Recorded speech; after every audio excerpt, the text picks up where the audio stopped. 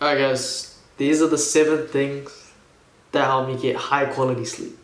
What I want to focus on here is actually getting quality sleep over quantity of sleep. Because you could sleep for 8 hours a day, but on average, most people actually just receive about 6 hours of deep, high quality sleep, which is what I want to fix. I want you to get good sleep with the right amount of time. So most likely 8 hours of sleep and 8 hours of deep, good, high quality sleep. So when you wake up, you actually feel refreshed, because there's always some days, and I find it really strange that when you go to sleep, you sleep for enough time, but you don't feel refreshed for some reason. You feel worse. And it's because you actually got less deep quality sleep. You got more hours of sleep, but it actually wasn't valuable.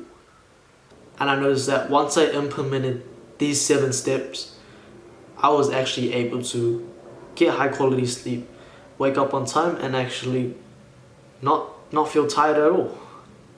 So yeah. Our body's internal clock, known as the circadian rhythm, is what regulates the sleep and wake cycle. It's responsible for numerous processes in the body, and it controls the entire system for what time you sleep and when to wake up. It's essential for maintaining consistent sleep and overall patterns and health of the body. Disruptions are normally caused by not sleeping at the same time and eating at the wrong time. So the most important thing here was implementing a routine. Having a routine is able to maintain the circadian rhythm, and you're able to actually regulate the time that your body wakes up and when it's time to sleep. That way, when you go to bed, you wake up at the same time every time, and your body is already adjusted for the day, so you don't feel tired. This is the most important thing that helped me get good sleep, because when I went to bed at the same time, I woke up at the same time, my body felt right. Everything clicked. I woke up before my alarm and I was just ready to go. So make sure you have a solid routine in place, and when you go to sleep, go to sleep. Take your phone out of the room and actually sleep. Don't do anything else, because then you'll ruin what you actually need to get out of it, which is rest. So the second thing would also be reducing blue light exposure, especially right before sleep. So an hour before bedtime, you've all heard this, don't go on your phone, don't go on your laptop, don't go on anything causing blue light. But what they don't tell you is that the same lights that are turning on right now, they emit just as much of blue light. So in saying that, don't go on your phone, don't go on your device, it's stupid without turning off these lights. So what I use is something called red light. And red light has no blue light on it at all, and is responsible for the melatonin production in the body, so that when red light goes off, it turns a signal on to your sleeping hormone, which regulates when it's time to go to bed and gets you ready to actually go to bed. So when they say take out blue light, it means turn off all of the overhead lights, get rid of all of your devices, and actually just read a book.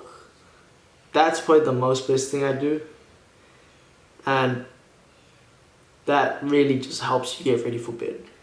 Number 3 is actually getting sunlight exposure through the day. Sunlight's just responsible for regulating the actual circadian rhythm and actually keeping it in check, just to make sure it knows what time is daylight.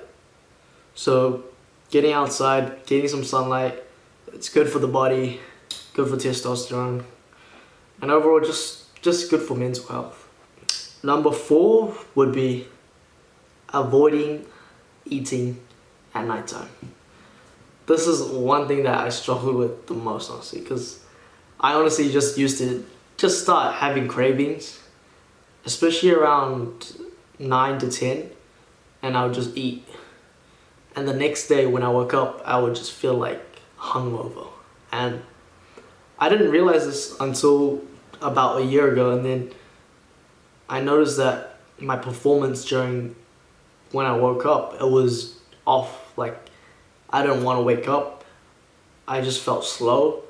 And then when I started cutting these foods out, it's when I realized that, okay, it's the food that's not helping me get good sleep. So don't eat past about 4 hours before you eat. 4 hours before you sleep, do not eat.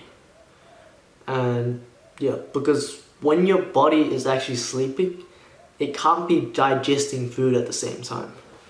So either it's gonna be focused on digesting food and not actually producing high quality sleep, which is what you need. Number 5 would actually be having a good sleep environment. And that actually means making sure your pillow is good, you have good blankets, and there's no light going into your room from outside. Or having a, what do they call those?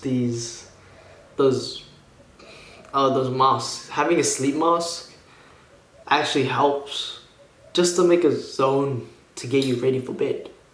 And it sounds really basic, but if you don't have the right tools for you to sleep, how would your body recover? So make sure you just have like a good comfy pillow, a nice weighted blanket. It doesn't have to be expensive, just something that is about 1.5 times your body weight, I think, and making sure the room's actually dark. When light goes to the room and you're sleeping, studies have shown that it actually reduces your eyesight. Alright, next step, or next process of actually optimizing sleep is actually having one of these. What is this? It's a neck brace. It's made by 3M, and honestly, this has changed my life. It's I'm naturally a mouth breather, so I actually lose focus of when I'm breathing when I'm sleeping, and that probably has the most effect on my sleep. With mouth breathing, not only affects like your overall jaw structure, it also just messes up your entire system, because your mouth is not meant for breathing. It's meant for eating food and talking. Your nose is what's meant to be taken in the air and actually taken out, because your nose has filters for the air to filter out the rubbish that you don't need. So having this, basically, you put this over your neck, tighten it up, and this actually just keeps my mouth locked up and kind of just stops me from breathing through my mouth. Otherwise, you also get these, which is nose strips. This just helps you apply it to your nose, and it basically just keeps you conscious of your nose. So it kind of just reminds you to breathe through your nose, because there's a pad sticking in there. I'm actually not sure if it actually has anything else, or is it, it's kind of a placebo, but this honestly helps me throughout the day, and this at night. So yeah. And also breathing through the nose and also deep to the stomach, that's a whole nother video I need to go through, because there's just so much information there. But yeah. Finally, you could also purchase a O-ring or a Whoop band. This is basically just a fitness device that you wear when you're sleeping, and this just helps you track how good your sleep is, and basically let you learn about what is getting you good sleep and what's not good for you. So it's a great tool, honestly, if you're looking to become like a top tier person. And I would definitely recommend it, as it's something that you would need in order to understand yourself more and actually be able to improve. Because without tools like these, you actually can't really focus in on what's good and what's bad for you. So that's honestly my final recommendation that has changed my life. See you at the top.